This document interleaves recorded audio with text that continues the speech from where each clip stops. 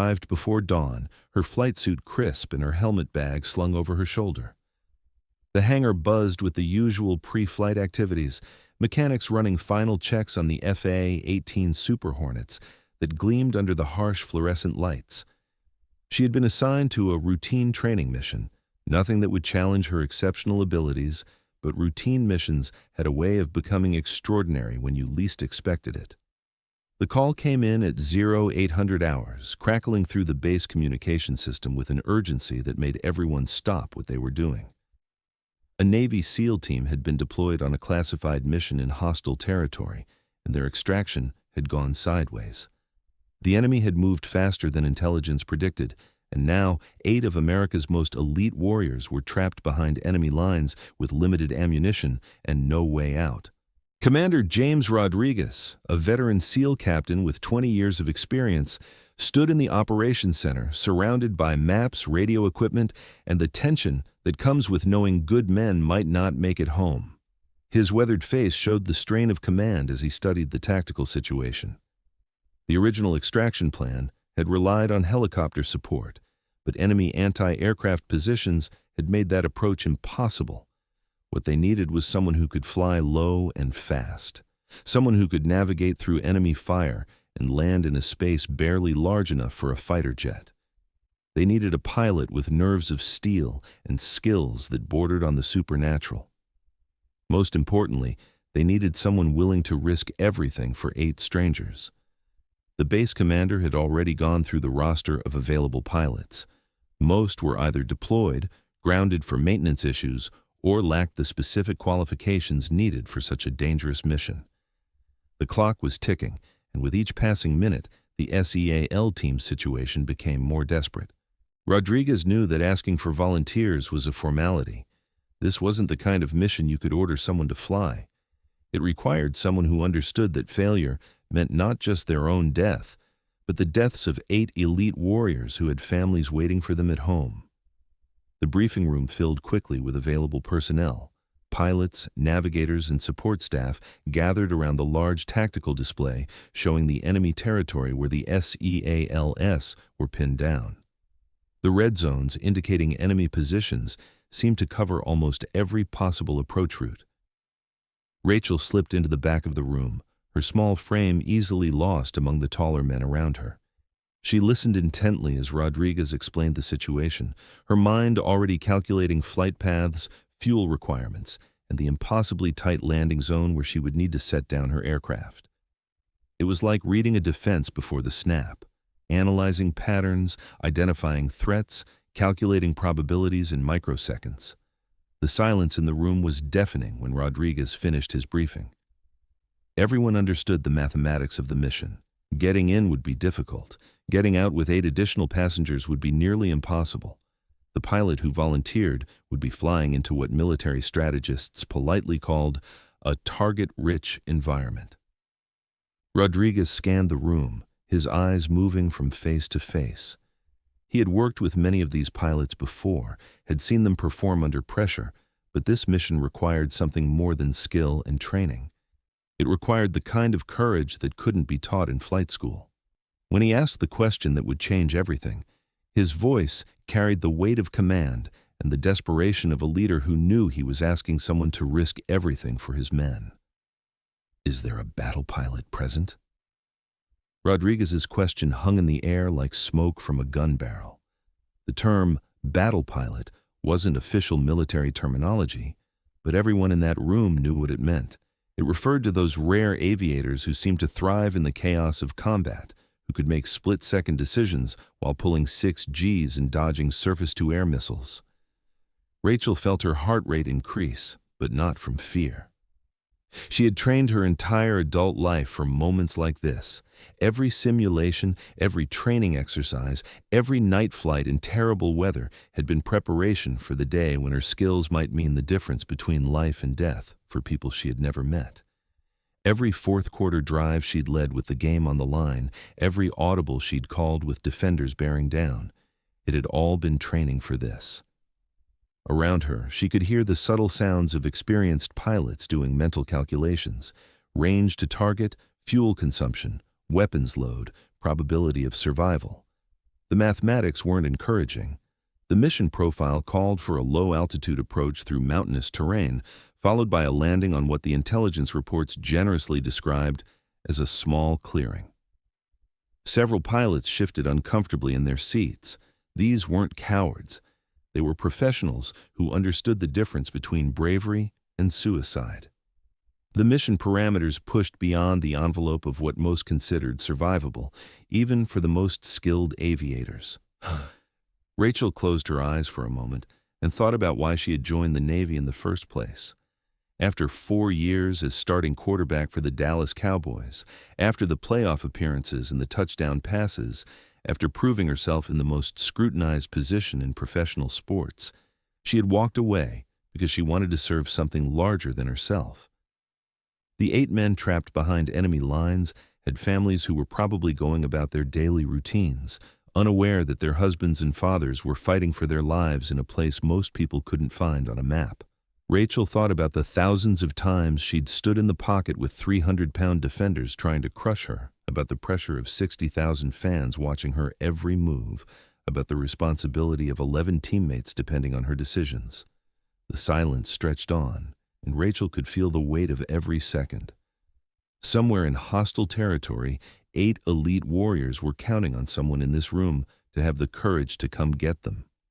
They had already given everything they had to complete their mission. Now it was someone else's turn to risk everything to bring them home. She looked around the room at her fellow pilots, men she respected and had trained alongside for years. She saw the internal struggle playing out on their faces, the battle between self-preservation and duty that every warrior faces when confronted with impossible odds. Rodriguez was about to speak again when Rachel felt herself rising from her chair. The movement was almost involuntary, as if some force beyond her conscious control was pulling her to her feet. She didn't announce herself or raise her hand like a schoolchild asking permission to speak. She simply stood, silently, in the back of the room full of people who outranked her and had more military flight experience than she did. But in that moment, rank and experience didn't matter. What mattered was that 8 men needed someone to come get them, and she was willing to be that someone. Every head in the room turned toward her, and she could see the surprise on their faces. Some of them probably knew about her NFL background, but most had been content to let her remain in the background while she focused on becoming the best pilot she could be. Rodriguez stared at the young blonde woman who had risen from her seat in the back of the room. He recognized her face. Everyone on base had heard the story about the former NFL quarterback who'd become a pilot, but he wondered if she fully understood what she was volunteering for. "State your name and qualifications," he said, his voice carrying the authority of someone accustomed to life-and-death decisions. "Lieutenant Rachel Torres, sir," she replied, her voice steady despite the dozens of eyes focused on her. 2,000 flight hours in the FA-18 Super Hornet, carrier qualified, certified for low-altitude penetration missions. She paused, knowing that what she was about to say might sound like bragging. "I hold the base record for precision landing approaches, and before I was a pilot, I was a quarterback for the Dallas Cowboys. 4 years starting, led my team to 2 playoff appearances." A murmur rippled through the room. Several pilots turned to look at her with new interest.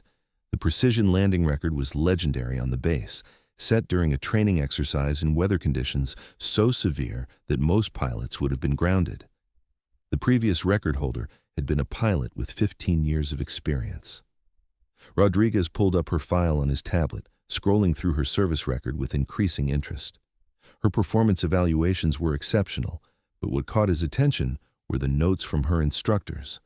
Words like exceptional situational awareness, performs best under pressure, and instinctive pilot appeared repeatedly.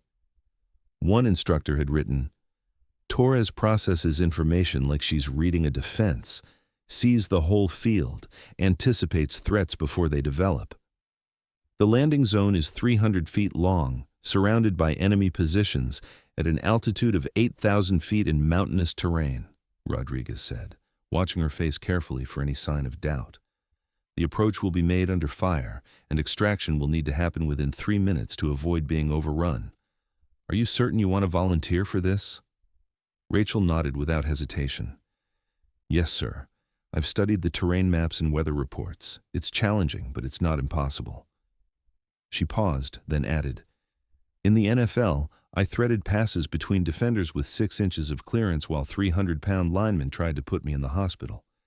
This is just a different kind of pressure, sir. Same principles. Read the field, make the right call, execute under fire. The base commander, Colonel Harrison, stepped forward. He was a former pilot himself and understood better than anyone what Rachel was volunteering for. Lieutenant, I need you to understand that this isn't a training exercise.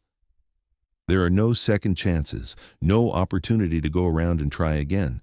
You get one approach, and if you miss the landing zone, those men die. Rachel met his gaze directly. I understand, sir. In my last playoff game with the Cowboys, we were down by 4 with 2 minutes left. One chance to score, no timeouts remaining. I drove my team 73 yards in 8 plays and threw the game-winning touchdown with 17 seconds on the clock. Her blue eyes never wavered. I know what it means to execute when there's no second chance. The room fell silent.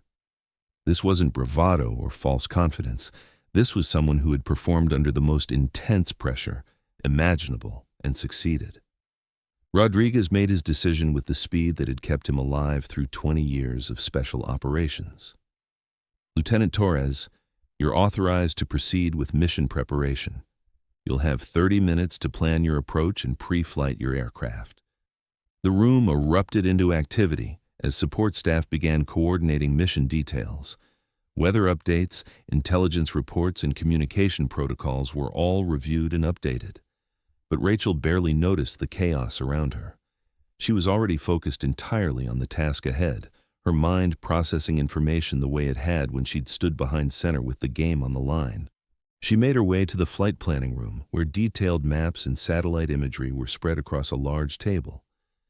The terrain was as challenging as she had expected, jagged peaks and narrow valleys that would force her to fly lower than she preferred. The enemy positions were marked in red, creating a gauntlet of anti-aircraft fire she would need to navigate. Chief Petty Officer Martinez, her regular crew chief, appeared beside her with a concerned expression. He had been working on aircraft for 22 years and had seen too many good pilots not come home. Ma'am, I've got your bird ready, but I have to ask, are you sure about this? Rachel looked up from the maps and smiled, the first time she had done so since volunteering.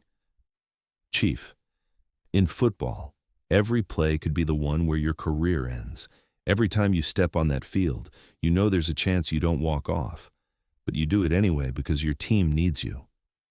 She returned her attention to the tactical display. 8 men need someone to come get them. I'm not going to let them down. Martinez nodded slowly. He had worked with Rachel long enough to know that when she made up her mind about something, nothing would change it. In that case, ma'am, let's make sure you have everything you need to bring everyone home. The next 20 minutes passed in a blur of final preparations. Rachel conducted her pre-flight inspection with more care than usual, checking every system twice. This wasn't just about her survival anymore. 8 other lives depended on her aircraft performing flawlessly under the most demanding conditions imaginable. The FA-18 Super Hornet roared to life beneath Rachel's hands. 35,000 pounds of precision-engineered metal and composite materials ready to carry her into the fight of her life. She ran through her pre-taxi checklist with methodical precision, but her mind was already miles ahead, visualizing the terrain she would need to navigate. Through her headset, she could hear the final coordination between the operations center and the trapped SEAL team. The situation on the ground was deteriorating rapidly. Enemy forces had discovered the team's position and were moving to surround them. What had started as a covert extraction was about to become a running-gun battle. Viper 1, you are cleared for immediate departure, came the voice of the tower controller. Even through the static, Rachel could hear the tension. Everyone on the base knew what this mission meant. Rachel advanced the throttles and felt the familiar surge of power as the twin engines pushed her down the runway. The moment her wheels left the ground, she was committed. There would be no turning back, no changing her mind, no second-guessing her decision. 8 men were counting on her, and she wouldn't let them down. The flight to the operational area took 43 minutes, during which Rachel received constant updates on the ground situation. The SEALs had moved to a more defensible position, but they were running low on ammunition and medical supplies. One man had been wounded, though not critically, and their communications equipment had been damaged in the initial firefight. As she approached the target area, Rachel descended to just above the mountain peaks, using the terrain to mask her approach from enemy radar. The landscape below was a maze of steep valleys and rocky outcroppings that looked like they could tear the wings off an aircraft if a pilot made even a small mistake. Her hands moved instinctively across the controls, making minute adjustments to her altitude and heading as she followed the predetermined flight path. She had flown similar terrain during training exercises, but never with the knowledge that people were shooting at her destination. It reminded her of reading a blitz in real time, seeing the pressure coming, adjusting protection, finding the hot route before the rush arrived. "Viper 1, this is Bravo Team Leader," came a new voice over her radio. It was Sergeant First Class David Thompson, the senior enlisted man with the trapped SEAL team. His voice was calm despite the circumstances, the product of years of training and combat experience. "Go ahead, Bravo Leader," Rachel replied, her own voice steady despite the adrenaline coursing through her system. "We've got enemy movement on 3 sides of our position. The landing zone is still clear, but that could change quickly. How long until you reach us?" Rachel glanced at her navigation display and did a quick mental calculation. 8 minutes to your position. Can you hold for that long?" "We'll hold," Thompson replied without hesitation. "But you need to know that this LZ is going to be hot. We'll do everything we can to suppress enemy fire, but you're going to be taking rounds on your approach." Rachel had expected as much. The mission briefing had made it clear that stealth was no longer an option. The enemy knew they were coming, and they would be ready. What mattered now was speed, precision, and a little bit of luck, the same combination that had won her games in the fourth quarter. She crested a ridgeline and saw the valley where the SEAL team was trapped. It looked even smaller from the air than it had on the maps.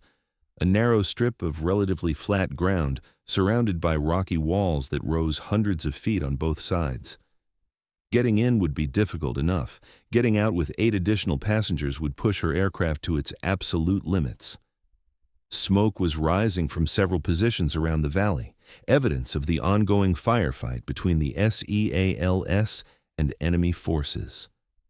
Rachel could see muzzle flashes winking in the shadows between the rocks, and she knew that in less than 5 minutes, some of those weapons would be aimed at her. She made her final approach preparations, configuring her aircraft for landing and reviewing the emergency procedures she hoped she wouldn't need. Everything had to be perfect on the first try. There would be no opportunity for a go-around, no second chances if she misjudged her approach. Just like a 4th down conversion, you either make it or you don't. "Bravo Leader, Viper 1 beginning final approach," she transmitted, pushing the aircraft into a steep descent that would bring her into the valley at just above stall speed. "Copy, Viper 1. We see you coming in. Welcome to the party." As she dropped below the ridgeline and entered the valley, Rachel could see tracer rounds beginning to streak past her canopy. The enemy had spotted her aircraft and was adjusting their fire to intercept her landing approach. In less than 60 seconds, she would find out if all her training and preparation had been enough to bring 8 heroes home. The world exploded into chaos around Rachel's aircraft as she committed to her final approach. Tracer rounds streaked like deadly fireworks, and she could hear the metallic ping of small arms, fire striking her airframe. Every instinct screamed at her to pull up, to abort the landing and get out of the kill zone, but 8 men on the ground needed her to ignore those instincts. She had trained for moments like this, but no simulation could replicate the sound of bullets hitting your aircraft or the sight of rocket-propelled grenades exploding uncomfortably close to your flight path. It was worse than any blindside hit she'd taken in football, worse than any fourth-quarter pressure she'd faced with the game on the line. Below her, she could see the SEAL team's position marked by the distinctive muzzle flashes of their weapons as they returned fire against their attackers. They were putting down suppressive fire to help clear her approach, but there were too many enemy positions to silence them all. 30 seconds out, she transmitted, her voice remaining steady despite the violence erupting around her. The landing zone rushed toward her windscreen, looking impossibly small and surrounded by obstacles that could destroy her aircraft if she made even the slightest error. At 200 feet above the ground, an explosion off her left wing rocked the aircraft violently. A surface-to-air missile had detonated close enough to pepper her port engine with shrapnel, and warning lights began illuminating across her instrument panel. The engine was still running, but its performance was degraded, making an already challenging landing even more difficult. Rachel compensated for the damaged engine by adjusting her approach angle and increasing power to the starboard engine. She had practiced asymmetric approaches countless times in training, but never while people were shooting at her, and never in a landing zone that left no room for error. It was like throwing off your back foot with a defender in your face, technically possible, but requiring perfect execution. The ground rushed up toward her as she crossed the threshold of the makeshift landing zone. She could see the SEAL team members positioned behind rocks and fallen logs, their weapons trained outward to provide security for her landing. One of them was clearly wounded, supported by a teammate as they prepared to board her aircraft. Her main landing gear touched down with a jarring impact that sent shock waves through the airframe. She immediately deployed her drag chute and applied maximum braking, knowing that she had less than 300 feet to stop a 35,000-pound aircraft traveling at over 150 miles per hour. The nose gear slammed down as she brought the aircraft to a stop just 20 feet from a boulder that would have destroyed her aircraft on impact. Before the engines had even spun down, she could see the SEAL team members moving toward her aircraft with the practiced efficiency of men who had done this kind of thing before. Sergeant Thompson appeared beside her cockpit, his face streaked with dirt and sweat, but his eyes alert and professional. "Outstanding flying, Lieutenant," he shouted over the engine noise. "That was better than any touchdown pass I've ever seen. But we need to get out of here right now. They're moving up mortars to hit this position." Rachel quickly ran through her pre-takeoff checklist while the SEALs loaded into the aircraft around her. The wounded man was helped into the rear compartment by his teammates, who worked with the smooth coordination that comes from years of training together. Despite their desperate situation, they moved with purpose rather than panic. The enemy fire was intensifying now that her aircraft was stationary on the ground. Bullets sparked off the rocky walls around them, and she could hear the distinctive whistle of incoming mortar rounds. They had perhaps 2 minutes before the enemy got their range and turned her aircraft into scrap metal. "Last man aboard," Thompson reported, settling into the seat behind her and helping to secure the wounded SEAL for takeoff. "We're ready to go whenever you are, ma'am." Rachel didn't need any more encouragement. She advanced the throttles to maximum power, feeling the aircraft strain against its brakes as the engine spun up to full power. Even with the damage to her port engine, she had enough thrust to get airborne, but the takeoff would be anything but routine. She released the brakes and felt the aircraft surge forward, accelerating down the narrow valley floor while enemy rounds continued to strike all around them. The takeoff roll seemed to last forever, with rocks and debris flashing past her canopy at alarming speed. Just as she was beginning to worry that she wouldn't have enough runway remaining, the aircraft lifted off, climbing slowly away from the valley floor. But they weren't safe yet. Getting out of the valley would be just as dangerous as getting in, and now she was carrying 8 additional passengers whose weight affected every aspect of her aircraft's performance. It was like trying to throw a deep pass with a separated shoulder, technically possible, but requiring every bit of skill and determination she possessed. As they cleared the ridgeline and began their journey home, Rachel allowed herself a moment to acknowledge what they had just accomplished. 8 American heroes who had been trapped behind enemy lines were now safely aboard her aircraft, heading home to families who probably didn't even know they had been in danger. The flight back to base should have been a victory lap, but Rachel knew they weren't safe yet.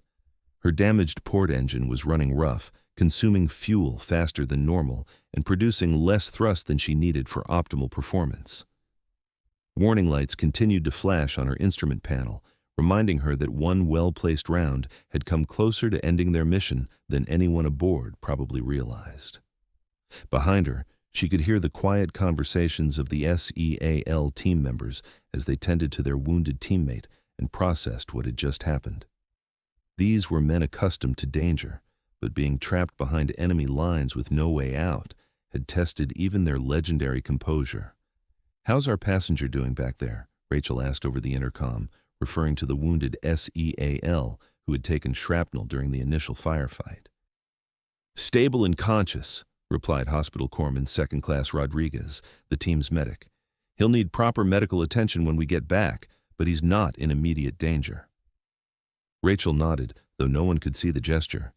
Every minute that passed put more distance between them and the enemy forces, but it also brought new challenges. Her fuel consumption was higher than planned due to the engine damage, and she was having to work harder to maintain altitude with the additional weight of 8 passengers. 20 minutes into the return flight, a new voice crackled over her radio. "Viper 1, this is Overlord. Be advised, we have reports of enemy aircraft in your vicinity. Recommend you expedite your return to base."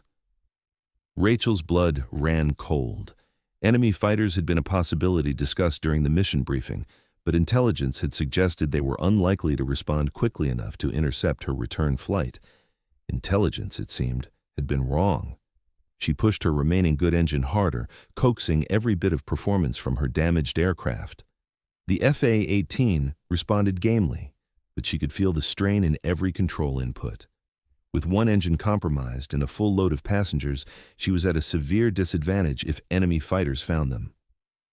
"Overlord, Viper 1 requests immediate fighter escort," she transmitted, hoping that friendly aircraft were close enough to provide assistance. "Negative, Viper 1. All available aircraft are committed to other operations. You're on your own until you reach the Carrier Air Patrol." Rachel absorbed this information without emotion, though privately she cursed the timing. Of all the missions to be flying solo, this had to be one of them. She increased her scan of the surrounding airspace, looking for the telltale contrails or glints of sunlight that might indicate approaching enemy aircraft. Sergeant Thompson, monitoring the situation from his position behind her, leaned forward and spoke quietly. "Lieutenant, if they find us, we'll do whatever we can to help. We've all got small arms, and we're not going down without a fight." The offer was both touching and futile. Small arms fire would be useless against modern fighter aircraft, but Rachel appreciated the sentiment. These men had already proven their courage by volunteering for the mission that had gotten them trapped in the first place.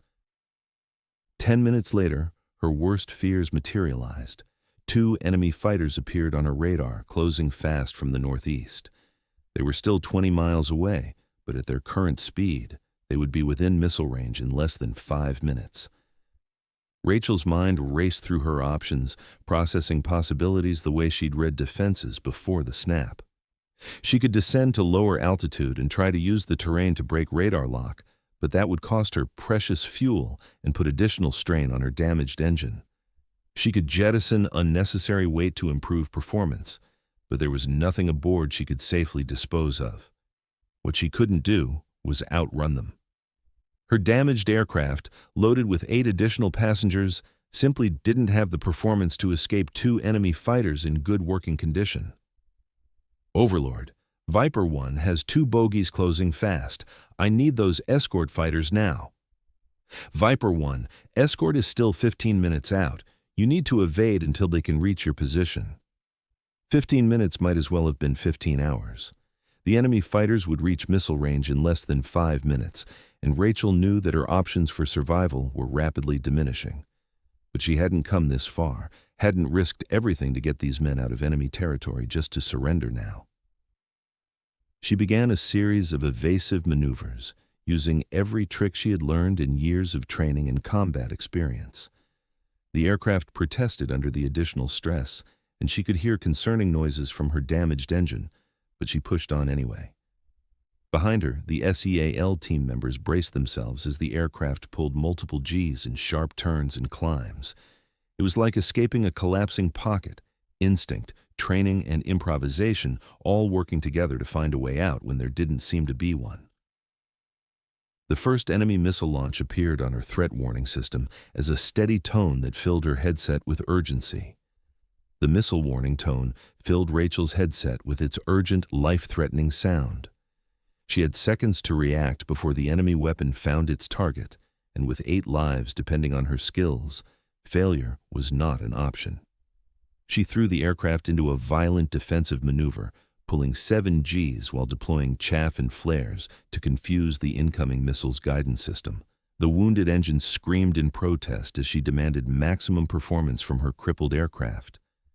Behind her, she could hear the SEAL team members grunting under the crushing force of the high G turn, but none of them complained. The first missile streaked past her aircraft, its proximity close enough to rock the airframe with its exhaust. But even as she evaded the first threat, her radar warning receiver was already alerting her to a second missile launch. The enemy pilots were experienced and determined, and they weren't going to give up easily. Rachel's mind worked at lightning speed, calculating angles, distances, and the performance limitations of her damaged aircraft. She needed to buy time for the friendly fighters to arrive, but every defensive maneuver consumed precious fuel and put additional stress on her failing engine. It was fourth quarter with no timeouts, down by 6, and the defense bringing everything they had. "Viper 1, this is Lightning Lead," came a new voice over her radio. "We have you on radar and are closing to assist. Hold on for another 2 minutes. 2 minutes felt like 2 hours when people were shooting missiles at you, but Rachel grimly held on. She continued her evasive maneuvers, using every bit of skill and experience she possessed to keep her aircraft and passengers alive. The second missile exploded close enough to shower her aircraft with debris, and several warning lights illuminated as systems began to fail from the damage. Her hydraulic pressure was dropping, making the controls heavier and less responsive, and her damaged engine was now producing visible smoke. Just when it seemed like the situation couldn't get worse, it did. A third enemy fighter appeared on her radar, approaching from a different angle to cut off her escape route. She was now facing 3 enemy aircraft while flying a damaged plane loaded with passengers who couldn't eject if things went badly. But Rachel Torres had not volunteered for this mission because it was safe or easy. She had volunteered because 8 men needed someone to come get them, and she was determined to finish what she had started. She rolled the aircraft inverted and pulled the nose toward the ground in a desperate defensive maneuver that pushed both her aircraft and her passengers to their limits. "Lightning Lead has the lead bandit in sight," came the welcome voice of the cavalry arriving just in time. "Viper 1, continue evasive maneuvers while we clean up this mess." What followed was a brief but intense air battle that Rachel could only hear over her radio while she concentrated on keeping her aircraft flying. The friendly fighters engaged the enemy with professional efficiency, and within 3 minutes, all 3 enemy aircraft had either been destroyed or driven off. "Viper 1, Lightning Lead. Your escort is complete. We'll stay with you until you're safely back at base." Rachel allowed herself a moment of relief, but only a moment. Her aircraft was still damaged, her fuel was running low, and she had 8 passengers depending on her ability to get them home safely. The air battle was over, but the mission wasn't complete until everyone was back on the ground. The final approach to Naval Air Station Oceana was tense but successful. Emergency vehicles lined the runway, and medical personnel stood ready to treat the wounded SEAL. Rachel brought her crippled aircraft to a smooth landing, finally allowing herself to believe that she had actually pulled off the impossible. As the engines wound down and the aircraft came to a stop, Rachel was overwhelmed by a mixture of exhaustion, relief, and pride. She had volunteered for a mission that everyone knew was extremely dangerous, and she had brought everyone home alive. Sergeant Thompson was the first to reach her cockpit as she shut down the aircraft. His face was streaked with dirt and sweat, but his eyes showed nothing but gratitude and respect. "Lieutenant Torres," he said, extending his hand to help her from the cockpit, "I don't know how to thank you for what you did today. You saved 8 lives, and we won't forget it." Rachel climbed down from her aircraft, her blonde hair matted with sweat beneath her helmet, and looked at the men she had risked everything to rescue. They were strangers when the mission began, but now they were brothers and sisters in arms, bound together by shared danger and mutual respect. "In the NFL," she said quietly, removing her helmet, They teach you that the quarterback's job is to protect the team and get everyone home safe. Today was just a different kind of game, with higher stakes. Commander Rodriguez approached, having monitored the entire mission from the operations center. Lieutenant Torres, that was some of the finest flying I've seen in 20 years. You not only saved my men, but you handled that aircraft like you were born in the cockpit. Rachel smiled, exhausted but satisfied. Thank you, sir. Someone once told me that reading a defense and calling the right play under pressure translates to any high-stakes situation. Today proved them right. Later, when the medals were awarded and the citations were read, people would call her a hero. But Rachel knew the truth. She had simply done what needed to be done, answering a call for help when 8 brave men needed someone to come get them. In the end, that was what being a warrior really meant. Being willing to risk everything for people who couldn't save themselves, and never asking for anything in return except the knowledge that you did your duty when it mattered most.